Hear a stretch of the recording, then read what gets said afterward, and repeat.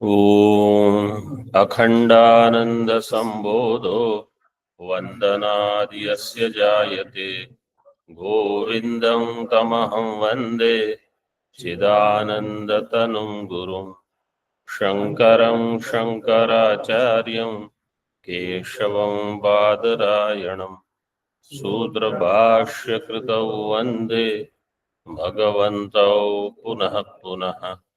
ईश्वरो गुरुरात्मेति मूर्तिभेदविभागिने व्योमवद्व्याप्तदेहाय दक्षिणामूर्तये नमः।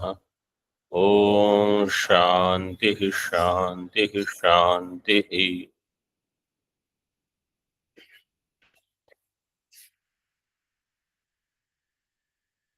अभिमान विसर्जनम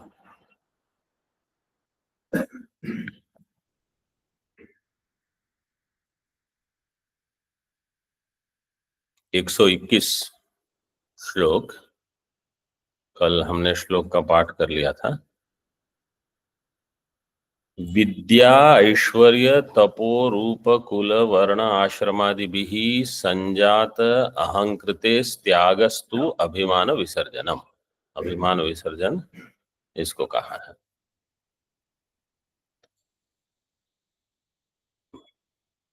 पूर्वार्ध में जो दिए हैं सब तृतीया में है, तृतीया बहुवचन। इनके द्वारा संजात उत्पन्न होता है जो अहंकार, उस अहंकृति का त्याग, अहंकृते त्याग है। टीका में देखो, विद्यैश्वर्य तपो रूप कुल वर्ण आश्रमादिभिर, समास का विग्रह किया है। विद्या च ऐश्वर्यंच तपश्च रूपंच कुलंच वर्णाश्च आश्रमाश्च विद्यैश्वर्य तपो रूप कुल वर्णाश्रमास ते च आदयो येषां ते विद्यैश्वर्य तपो रूप कुल वर्ण आश्रमादयः तैः आदिभिः। नपुंसक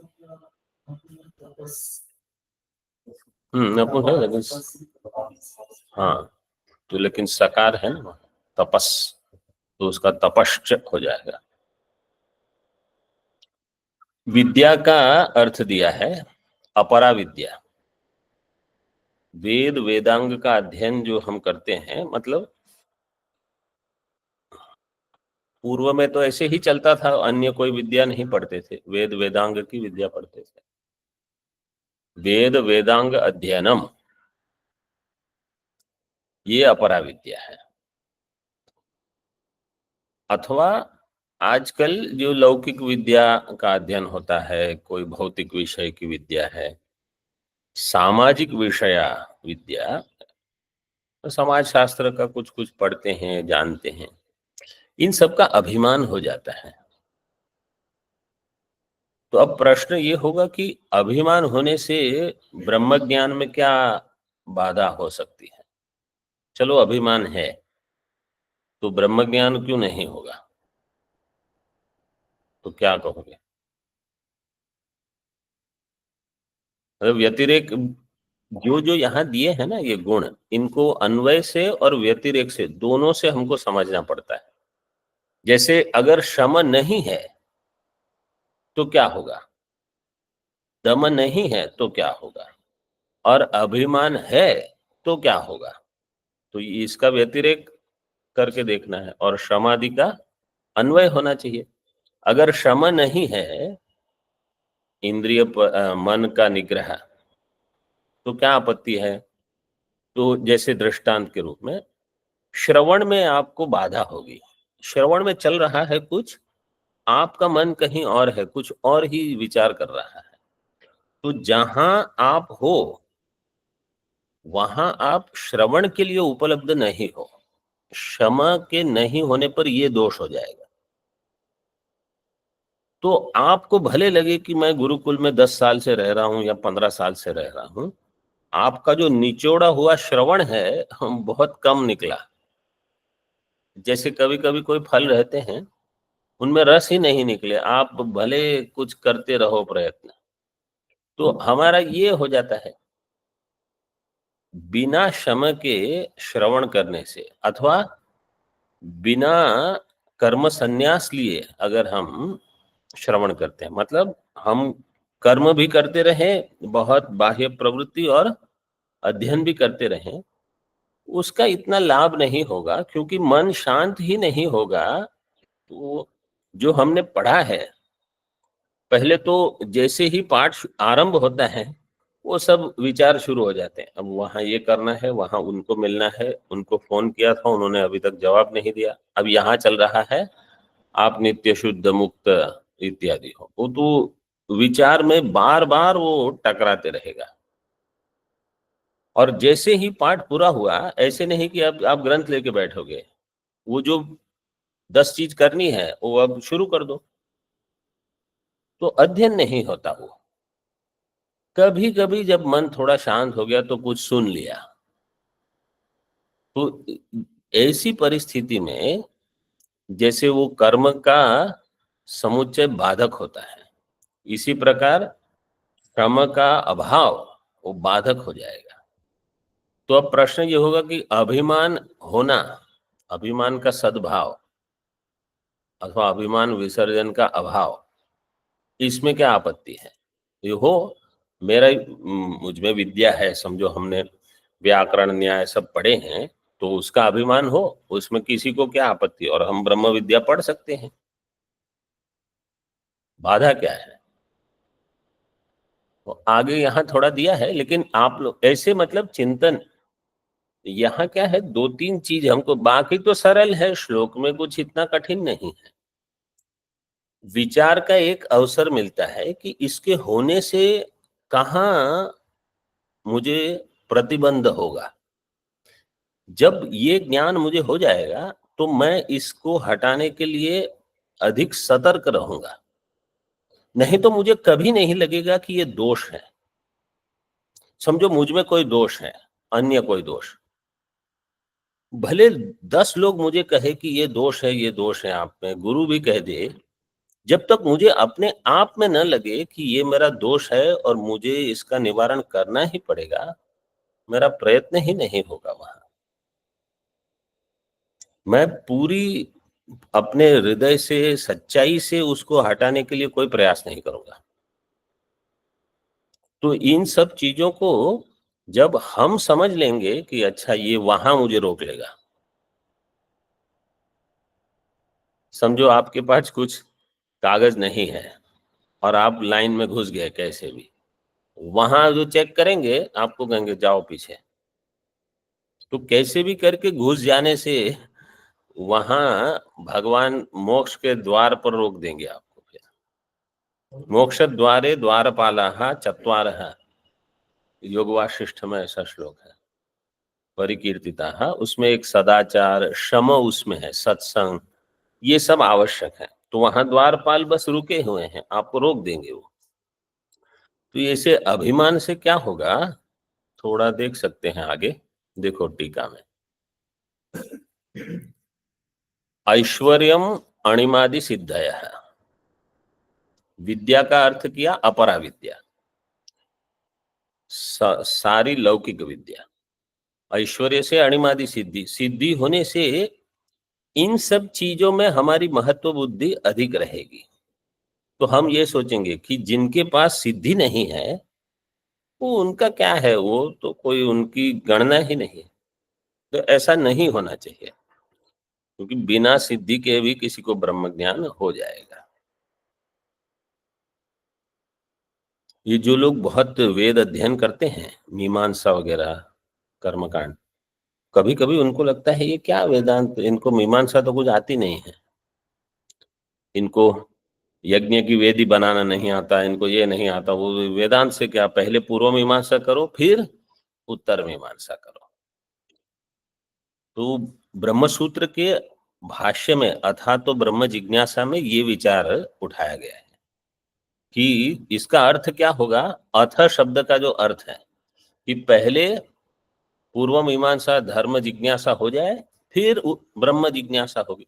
तो भाष्यकार ने कहा ऐसा नहीं है, पूर्व जन्म में वो हो चुका है, इस जन्म में आपको केवल साधन चतुष्टय चाहिए। अथ शब्द का अर्थ आनंतर्य किया है, किसके पश्चात? साधन चतुष्टय के अनंतर ब्रह्म जिज्ञासा।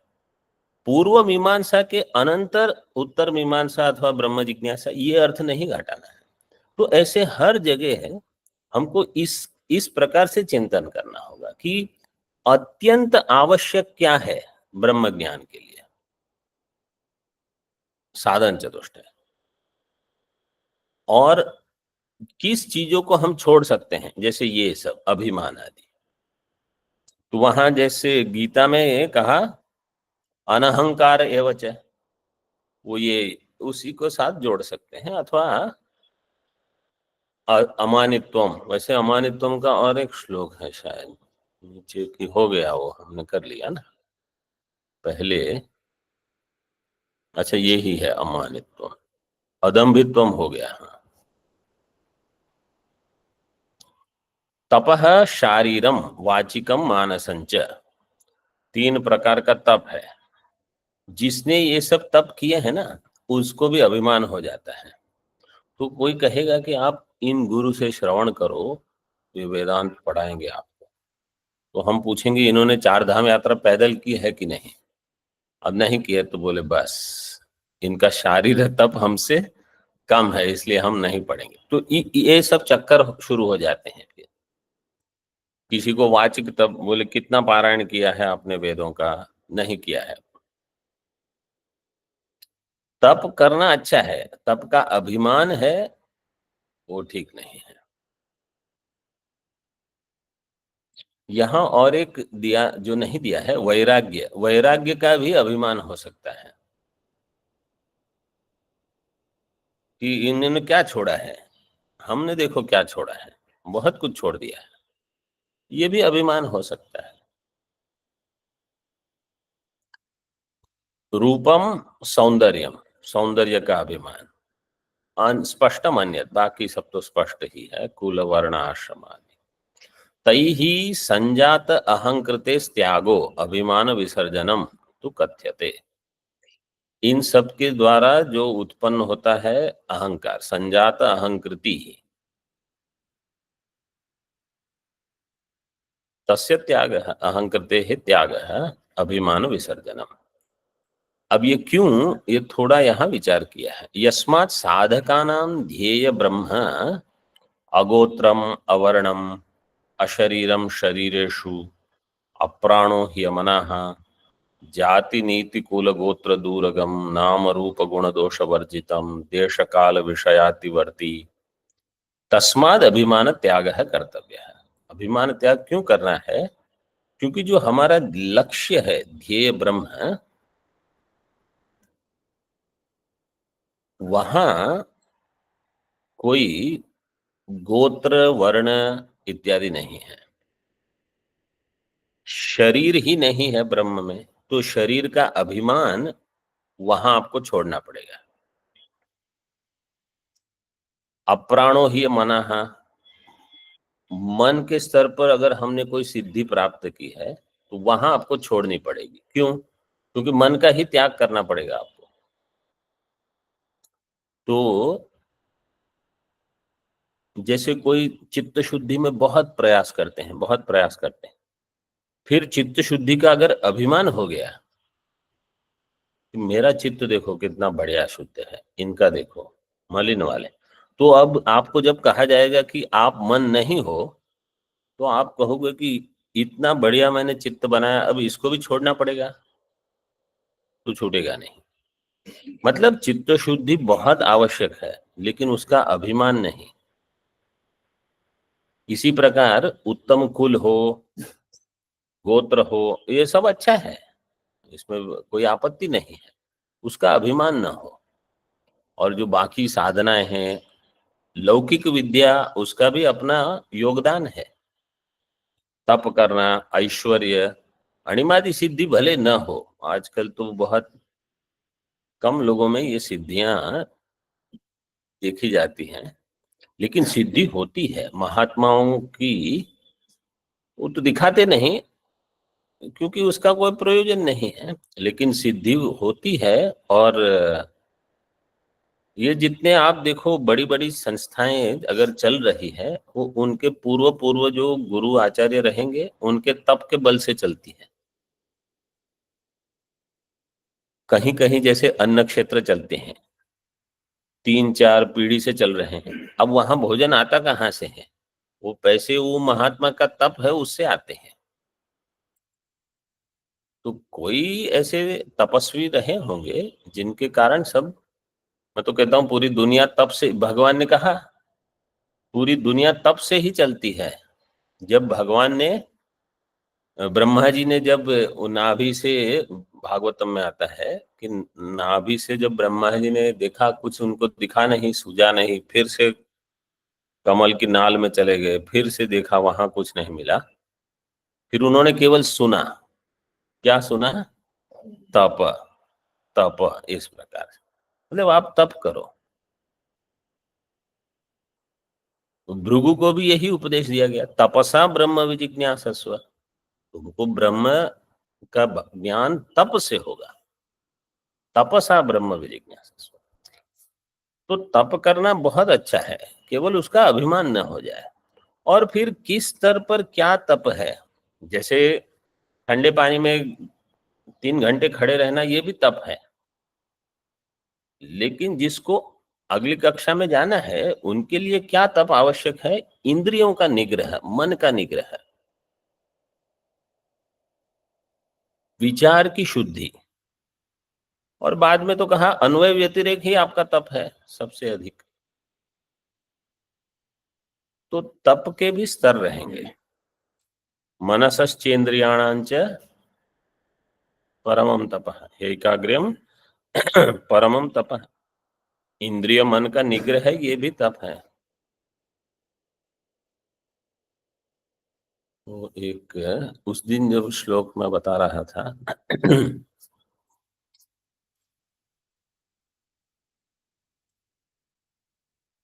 नैतादृशम ब्राह्मणस्यास्ति वित्तम, मैंने कहा था मुंडक उपनिषद में, परीक्षा लोकान के आनंद गिरि जी टीका में रहेगा, है वहां देख लेना, 1-2-12 में है वो, मुंडक की टीका में 1-2-12 में। नैतादृशम ब्राह्मणस्यास्ति वित्तम यथैकता समता सत्यता च शीलम स्थितिर दंड निधान मार्जवम ततस्ततश्चोपरम क्रियाभ्य। ब्राह्मण का वित्त क्या है? वित्त मतलब संपत्ति। बोले इसके जैसी और कोई संपत्ति नहीं है ब्राह्मण के पास, मतलब यही सबसे श्रेष्ठ संपत्ति है। क्या है? एकता समता सत्यता शीलम स्थिति ही दंड, दंड का अर्थ है दमा, और निधानम आर्जवम, दंड निधानम आर्जवम, ये सब गुण होना। और इसका परिणाम क्या हो? ततस्ततश्च उपरम क्रियाभ्य, कर्म से उपरति हो जाए, क्योंकि वहां कोई प्रयोजन आप न देखो, बस। ना हम भोग्यम पश्यामि, इंद्र ने जैसे कहा ब्रह्मा जी को, ये विद्या से मुझे कुछ तृप्ति नहीं लग रही। मतलब ब्रह्मा जी ने सही समझाया, लेकिन इंद्र ने कुछ समझा, विरोचन ने तो पहले ही गलत समझ के वो तो लौट गए। इंद्र ने कुछ समझा, फिर थोड़ी देर तक गए आगे, बोले अभी तो कुछ मुझे घट नहीं रहा है कि ये विद्या से मुझे तृप्ति नहीं लग रही। ना हम भोग्यम पश्यामि, हमको अगर ये बन जाए ना दिमाग में, बुद्धि में, बार बार ये कोई कुछ कहे, दे, बोले ये ले लो, बोले ना हम भोग्यम पश्य, इससे मेरा क्या होगा? मुझे तो केवल ब्रह्म चाहिए। तो गुरु अगर समझा भी दे और अगर मुझे समझ में नहीं आ रहा है और कुछ और मैंने समझ लिया, तो चिंतन का सामर्थ्य हो कि नहीं इससे तो मेरा क्या होगा, थोड़े 2 कदम और आगे बढ़ लूंगा, फिर वही गिर जाएंगे। तो ना हम भोग्यम पश्यामि, इसमें मैं कहाँ भोग देख रहा हूं? वो ब्रह्म को प्राप्त कर लेगा।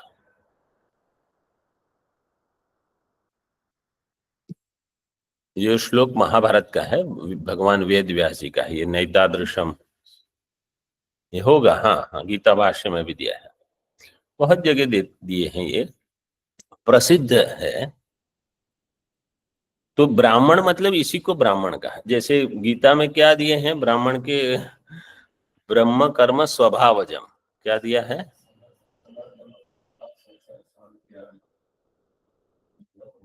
ज्ञानम, ज्ञान विज्ञानम आस्तिक्य,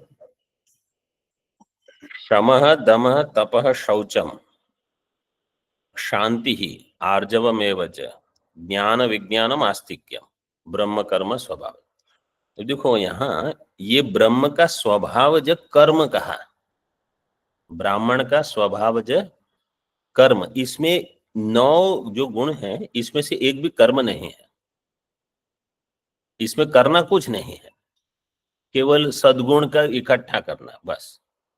जबकि क्षत्रियों में युद्धे च अपलायनम, और वैश्यों में कृषि गोरक्ष वाणिज्य, वहां तो कुछ कर्म है। ब्राह्मण के जो गुण दिए हैं भगवान ने, उसमें कोई कर्म नहीं है, भले नाम कह दिया ब्रह्म कर्म स्वभाव, केवल गुण ही गुण है। मतलब ये सब इस प्रकार की वृत्तियां हैं, समझ है। तो कुछ विशेष बताया है वहां।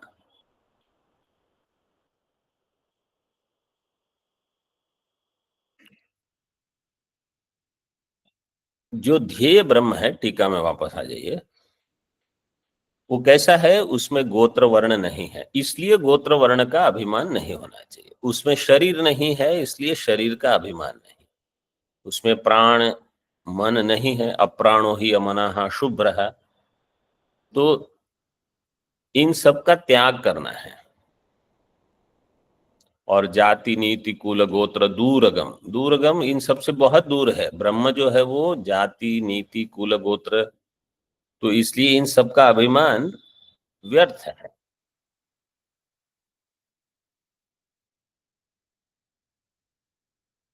भाष्य में तत्व समन्वयात के भाष्य में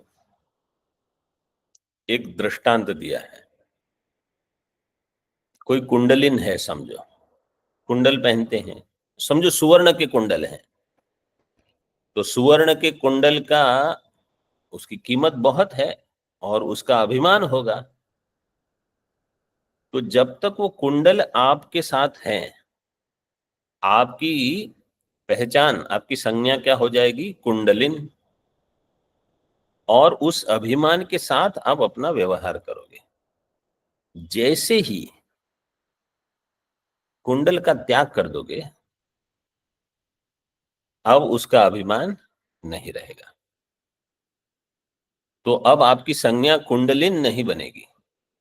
जैसे दंडी तभी होगा जब दंड है, तो इस प्रकार जब इन सब चीजों को अगर हम छोड़ेंगे तो वो हमारी संज्ञा नहीं रहेगी। इसलिए यह अभिमान का त्याग बताया है। तस्माद अभिमान त्याग कर्तव्य है। इतरेषाम आसुरी संपत् प्राप्तानाम तो,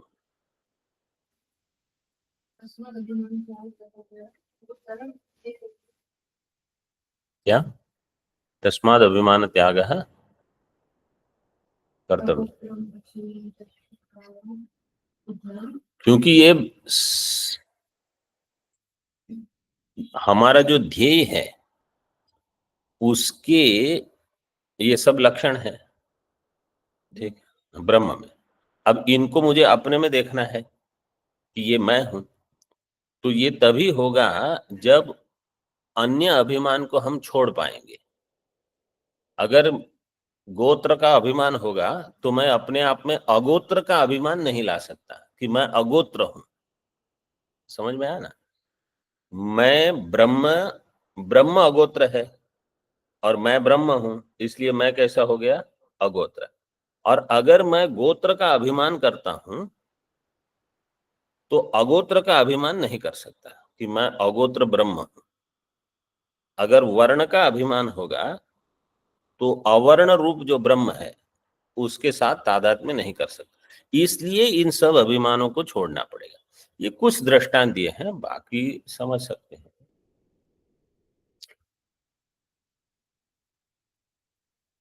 इतरेषाम आसुरी संपत् प्राप्तानाम, तू जो आसुरी संपत् प्राप्त हैं, इदम अद्य मया लब्धम इमं प्राप्स्य मनोरथम, इदम अस्ति इदम अपि में भविष्यति पुनर्धनम, असौ मया हतः शत्रुर हनिष्ये चापरानपि, ईश्वरो हम भोगी सिद्धोहम बलवान सुखी, आढ्यो विजनवानस्मि कोन्योस्ति सदृशो मया, यक्षे दास्यामि मोदिष्य इत्यज्ञान विमोहिताः इत्यादिभिः श्रुति स्मृति वाक्यैर् ज्ञानम तज्जन्याभिमानं च हेयत्वेन उक्तम।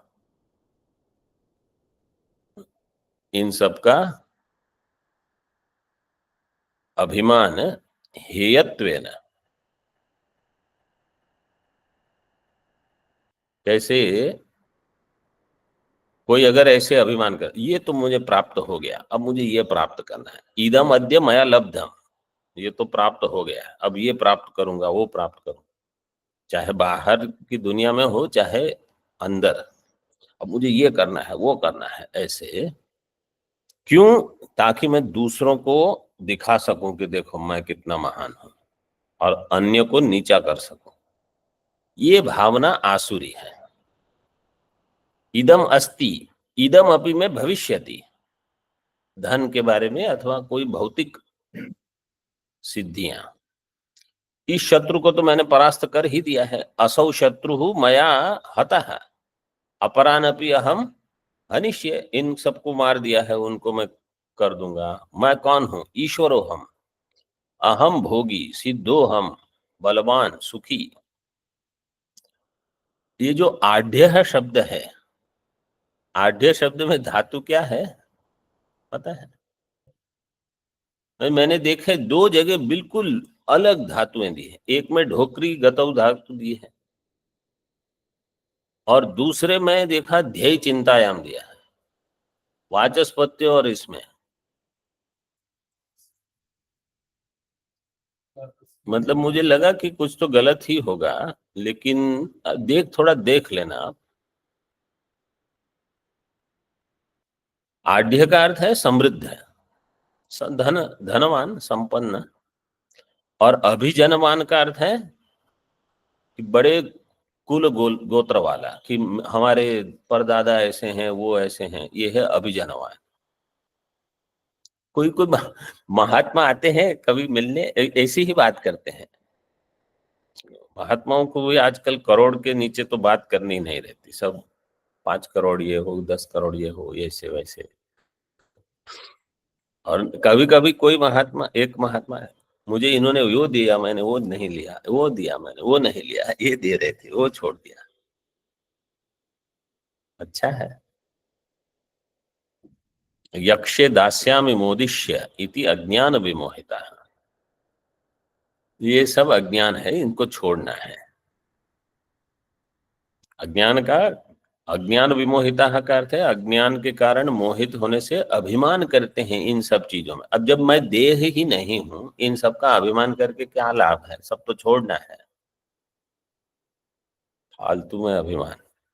इत्यादि भी श्रुति स्मृति वाक्य ही, ये फालतू शब्द बंबई का है, हिंदी में यहाँ प्रचलित नहीं है, बोलते हैं यहाँ, ये वहीं से आया है, लेकिन हिंदी भाषियों को तो पता नहीं। व्यर्थ, व्यर्थ अभिमान, हेयत्वेन इसका वर्णन किया है। अब बहुत ही सुंदर एक विषय है, ईश्वर ध्यानम। त्रिभिश्च करणैः सम्यक् हित्वा वैषयिकीं क्रियां स्वात्मैकचिन्तनं यत्तत् ईश्वर ध्यानमीरितम्। त्रिभिश्च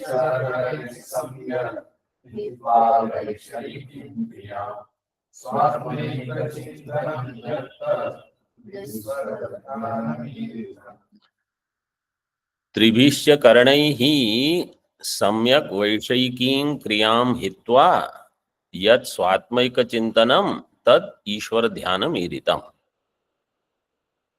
त्रिभिः के द्वारा, 3 करणों के द्वारा क्या करना है, वैषयिकीम क्रियाम सम्यक हित्वा, विषय संबंधी जो क्रियाएं हैं उनको ठीक ठीक छोड़कर, मतलब उसमें बिल्कुल अरुचि होने से छोड़कर।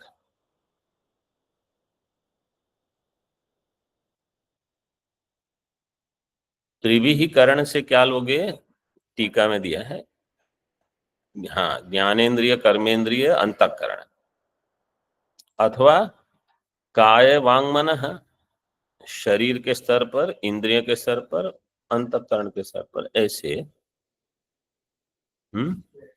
आया था। अच्छा, त्रिभि सम्यक हित्वा वैषयिकीम क्रियाम। लेकिन ईश्वर का ध्यान क्या है, ये मुख्य देखो, स्वात्मैक चिंतनम यत् तद ईश्वर ध्यान मेरे, आत्मा का चिंतन ईश्वर का ध्यान है। अच्छा, कौन से श्लोक में था, 113 में, करण त्रितयी, यहां भी त्रिभिः करण है, ज्ञानेन्द्रिय कर्मेंद्रिय और अंतःकरण। ईश्वर का ध्यान यहाँ क्या दिया है, स्वात्मैक चिंतनम। विवेक चूड़ामणि में 2 श्लोक हैं, भगवान ने कहा मोक्ष साधन सामग्र्याम भक्तिरेव गरीयसी, भक्ति सबसे महत्वपूर्ण साधन है। तो जो ज्ञान के मतलब इतने प्रेमी नहीं है और भक्ति के बहुत प्रेमी है, उनको लगा अरे भगवान ने, भाष्यकार ने अंत में तो भक्ति को स्वीकार कर ही लिया, ऐसे। फिर अगली पंक्ति में पढ़ो, भक्ति क्या है, बोले स्वस्वरूपानुसंधानम भक्ति रीत्या विधीयते, और वो स्वस्वरूपानुसंधानम समझ में ही नहीं आए। ये एक, और अगली पंक्ति में कहा ठीक है और एक परिभाषा दे देता हूं, क्या, स्वात्म तत्वानुसंधानम भक्ति इति अपरे जगु। हाँ, अपरे, वो क्या कहते हैं, स्वात्म तत्वानुसंधानम, पहले स्वस्वरूपानुसंधानम, फिर कहा स्वात्म तत्वानुसंधानम, यहां दे दिया स्वात्मिक चिंतनम। जो समाज में प्रचलित भक्ति है अथवा ईश्वर का ध्यान, तो लोग क्या सोचते हैं, भक्ति का अर्थ क्या है, कितना जल चढ़ाया, दूध कितना। काशी में मैं जब पहली बार अभिषेक के लिए गया था, कितना दूध चढ़ाओगे, मतलब ने क्या पूछा था, उस समय तो हम अंदर कर सकते थे, अभी तो सब बंद है, मतलब कभी शायद खोलते होंगे, कभी नहीं खोलते, अंदर प्रवेश है। अच्छा, हम तो 4 बजे ही, मैं तो मतलब 2:30 बजे से तो खड़े थे अंदर। तो क्या पूछा था, 21 लीटर का कराओगे कि 11 लीटर का, ऐसे पूछा था। तो ये हमारी भक्ति की समझ है, लेकिन शास्त्र में जो अद्वैत साधक के लिए भक्ति का यहाँ वर्णन करते हैं, वो यही है कि आपका कितना सामर्थ्य है कि आप आत्मा का चिंतन कर सको, यही भक्ति है। मतलब कितनी बार प्रदक्षिणा की और कितनी पुष्प चढ़ाए और ये सब जो है उनका न यहाँ वर्णन है, न भगवत गीता में भक्त के लक्षण में कहीं ये नहीं कहा कि आप कैसे तिलक लगाते हो और कितनी माला पहनते हो और कितने चक्कर काटते हो भगवान के मंदिर के आसपास प्रदक्षिणा। कोई पहले ही कह दिया अद्वेष्टा सर्वभूताना, ये है तो आओ अंदर बस। बोले हम तो अद्वेष्टा सर्वभूता, हम तो हो नहीं रहा है, तो बोले फिर करते रहो बाकी सब प्रपंच भक्ति के नाम पे और खुश रहो। अद्वेष्टा सर्वभूता नाम तो यो मद भक्त है समय प्रिय, नहीं तो कुछ नहीं। ये देखो, ये परीक्षा सीधी वहां करते हैं और हम ये करते हैं वो करते हैं, उससे क्या होगा। यहां भी कह दिया स्वात्मिक चिंतनम, यही भक्ति है, यही ईश्वर प्रणिधान है। कि क्यों, क्योंकि ईश्वर को आपको चैतन्य रूप में जानना है। किसी मूर्ति, किसी विग्रह विशेष के रूप में नहीं जानना है। वो तो वेदांत के पहले ही आप जानते हो, उसे वेदांत पढ़ने की क्या आवश्यकता है। वो तो बालक भी जानता है, उनको जिसको समझा दिया कि ये ईश्वर का विग्रह है, बस। वो तो बिना वेदांत पढ़े ही जानते हो आप। तो जहां चैतन्य आपको उपलब्ध है वहां ईश्वर है, मतलब वो चैतन्य ही ईश्वर का रूप है। तो वहां ध्यान जाए तो चैतन्य कहाँ उपलब्ध होगा? या तो स्वात्म रूप में होगा अथवा सर्व रूप में। तो इसलिए कह दिया अद्वेष्टा सर्वभूतानाम, क्योंकि वहां चेतन है। अथवा यहां देखो, मतलब अपने आप में अथवा किसी भी शरीर में जहां चैतन्य की अभिव्यक्ति हो रही है वहीं आपको ईश्वर मिलेगा, किसी अन्य जड़ विग्रह में नहीं। तो इसलिए ये स्वात्मिक चिंतनम, स्वस्वरूपानुसंधानम, स्वात्म तत्वानुसंधान, इस प्रकार के शब्दों का प्रयोग करते हैं। और इसमें अहंग्रहोपासना जो शास्त्र सम्मत है वो इसीलिए है। अहंग्रहोपासना का प्रयोजन ही ये है कि आप अहम में ही परमात्मा को देखो। इस पर जब ये रामनवमी थोड़े दिन पहले थी तो मैं थोड़ा चिंतन कर रहा था इस पर। श्री राम प्रभु की तीन समझ हम कर सकते हैं।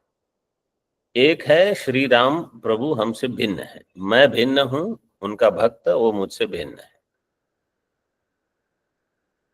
ये एक समझ हो गई। दूसरी समझ होगी मैं श्री राम से एक हूं, वाच्यार्थ के स्तर पर। यह है अहंग्रहोपासना। यहां टीका में दिया है वो सगुण ब्रह्म उपासनम अहंग्रहोपासनम। और तीसरा मैं प्रभु राम से एक हूं लक्ष्यार्थ में। वाच्यार्थ में का अर्थ है उपाधि सहित, उपाधि का निषेध नहीं हुआ है, उपाधि का मिथ्यात्व अभी ज्ञात नहीं है। और लक्ष्यार्थ में का अर्थ है उपाधि का मिथ्यात्व ज्ञात हो चुका है। तो ये तो वेदांत का परम तात्पर्य हो गया, अहम ब्रह्मास्मि, वही राम है वही ब्रह्म है। अहंग्रहोपासना ये विशिष्ट अद्वैत का जो अनुपालन करेगा, चिंतन करेगा, उनको ये प्राप्त हो जाएगा। मैं प्रभु श्री राम से भिन्न नहीं। तो जो अहंग्रहोपासना है वो यही है कि राम जी को मैं अपने आप में ही देखूं। जैसे भज गोविंदम में क्या कहा, द्रक्ष्यसि निज हृदयस्थम देवम, अंत में कहा प्राणायामम प्रत्याहारम नित्यानित्य विवेक विचारम जाप्य समेत समाधि विधानम कुर्ववधानम महदवधानम। फिर उसके बाद अंतिम श्लोक जो है उसमें कहा द्रक्ष्यसि निज हृदयस्थम देवम। तो देव को अपने हृदय में ही देखना है। और अगर ये नहीं संभव है तो फिर पहली सीढ़ी जो है कि प्रभु हमसे भिन्न है और मैं बस बाकी सब छोड़ के केवल वहीं तो लग जाऊं, फिर धीरे धीरे आगे बढ़ जाएंगे।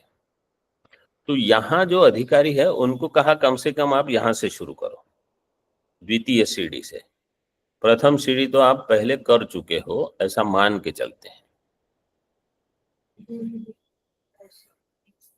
नहीं, हाँ वो अलग है, देह बुद्धिया तो दास। भज गोविंदम का वो अंतिम श्लोक क्या है? टीका में देखिए, त्रिभिः कर्णैः कायेन वाचा मनसा, एक प्रकार से, अथवा ज्ञानेन्द्रियैः कर्मेन्द्रियैः अंतःकरणैश्च वैषयिकीम, वैषयिकी इयं विषयेषु या क्रिया तां क्रियां सम्यग् हित्वा।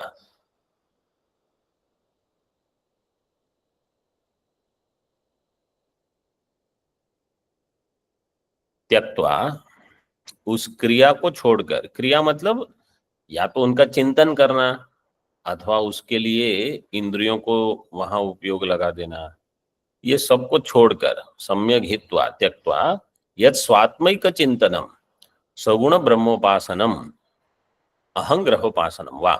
या तो सगुण ब्रह्म की भेदभाव से उपासना, अथवा अहंग्रहोपासना का अर्थ है अभेद भाव से उपासना, दोनों।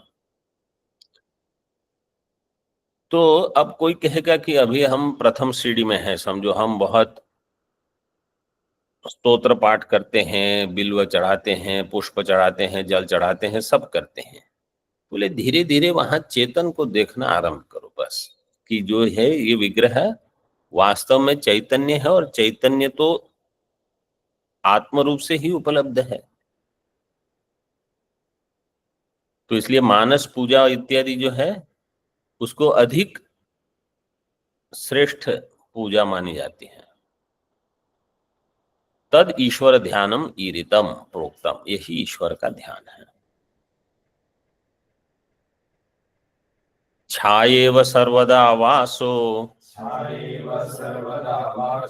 ब्रह्मविद्भिः सह स्थितिः।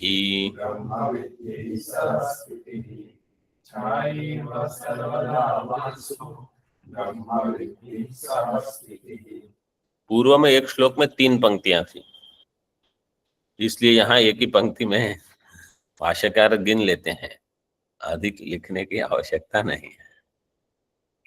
ब्रह्मविद का सहवास, ये जो लक्षण है ना, ये आपको अन्य ग्रंथों में नहीं मिलते। जैसे कोई तत्वबोध आत्मबोध पढ़ेगा अथवा विवेक चूड़ा, उसमें ये नहीं है। ये अलग, भगवान भाष्यकार बहुत, मतलब इसका बहुत लाभ है। कैसे? छाया इव सर्वदा ब्रह्मविद्भिः, सर्वदा वासः ब्रह्मविद्भिः सह स्थिति। ब्रह्मज्ञानी की छाया के जैसे चलना रहना, मतलब गुरुकुल वास हो, और वहां भी ऐसे नहीं कि वो अपने वहां बैठे हैं हम अपना करते हैं, ऐसे नहीं। आप उनको देखते रहो और उनकी कृपा आप पर हो, और कटाक्ष दृष्टि से वो आपको भी देखते रहें, और जब आवश्यक हो तो टोकते रहें, ये हो जाए। ये सबको कहाँ प्राप्त होता है? सबको प्राप्त नहीं। कोई ही गुरु ऐसे रहेंगे जो शिष्य को डांट देंगे और शिष्य को लगेगा कि आज अनुग्रह हो गया। कौन शिष्य ऐसा सोचता होगा? पहले तो वो कहेंगे कि अरे हमको केवल पढ़ना है और जाना है, हमको इनसे कोई संबंध। पहले तो लोग ऐसे ही सोचते हैं। कोई सोचते हैं कि नहीं, जो ये कहेंगे वो हमारे लिए योग्य होगा, मोक्ष के मार्ग के लिए यही सही है, ऐसे। और बिल्कुल हम अपने आप को इसके लिए कस दें, और अगर वहां कुछ हमको बताया जाता है कि आप ये मत करो वो मत करो, तो उसमें कुछ बुरा नहीं है। गुरुकुलवास अथवा ये ब्रह्मविद सहवास, इसका यही प्रयोजन है। उपदेश साहस्री में 16वें अध्याय में एक श्लोक है, प्रसिद्ध है, वेदांत सार में भी उद्धृत किया है। प्रशांत चित्ताय जितेंद्रियाय च प्रहीण दोषाय यथोक्तकारिणे गुणान्वितायानुगताय सर्वदा प्रदेयमेतत् सततम मुमुक्षवे। यथोक्त कारिणे, वहां एक शब्द दिया। भगवान भाष्यकार का ग्रंथ है उपदेश साहस्री, जो नहीं जानते हैं। यथोक्त कारिण, ये एक विशेषण दिया है शिष्य का। जैसे अगर कोई कहेगा षट संपत्ति में तो कहाँ यथोक्त कार्य, कुछ नहीं दिया, लेकिन वो सब चीज वहां कितनी देंगे? यथा उक्तम तथा करोति, बस वही, कि जैसे आपको बताया है वैसे करना। इसमें बहुत हमारे अहम को बिल्कुल नीचा रखना पड़ता है, आपको कुछ और सोचना नहीं है। और वो ब्रह्मज्ञानी भी फिर आपको केवल प्रपंच में नहीं अटकने देंगे, वो छोड़वा देंगे सब।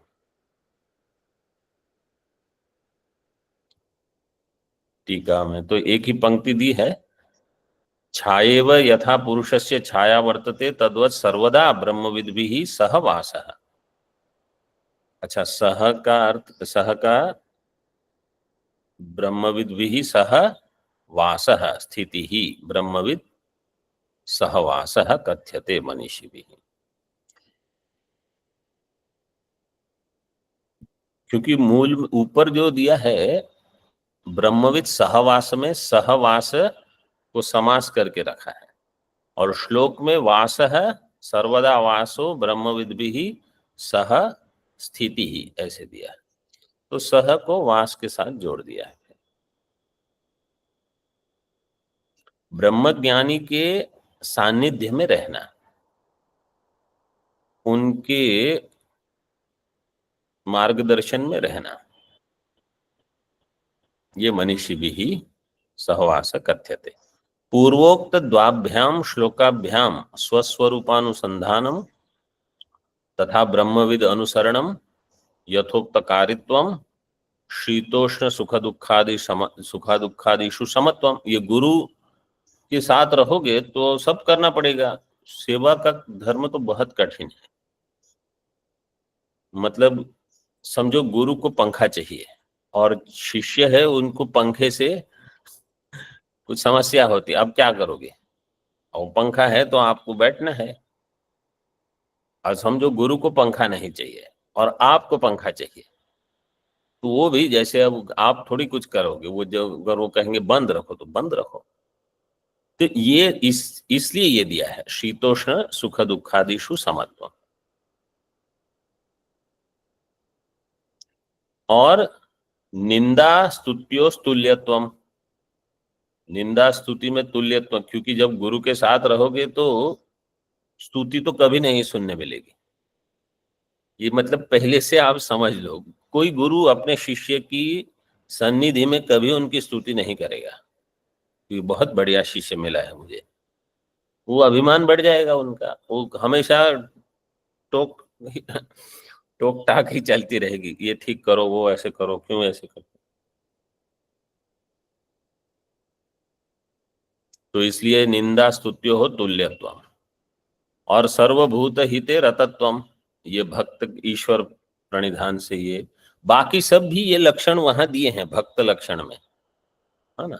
शीतोष्ण सुख दुखेषु समः संग विवर्जितः तुल्य निंदा स्तुतिर्मौनी संतुष्टो येन केन, ये सब दिए हैं वहां।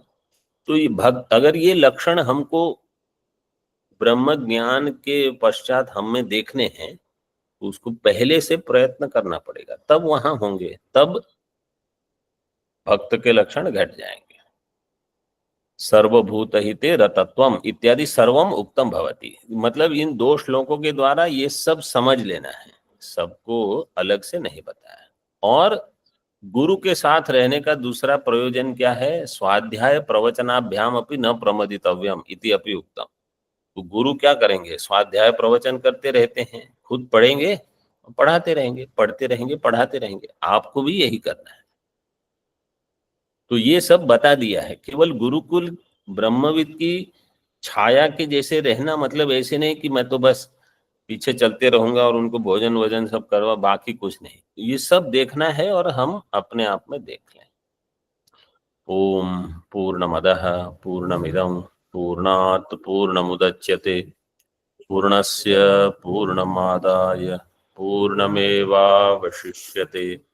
ओम शांति शांति शांति। शंकरं शंकराचार्यं केशवं बादरायणं सूत्रभाष्यकृतौ वन्दे भगवन्तौ पुनः पुनः। ईश्वरो गुरुरात्मेति मूर्तिभेदविभागिने व्योमवद्व्याप्तदेहाय दक्षिणामूर्तये नमः। ओम शांति शांति शांति।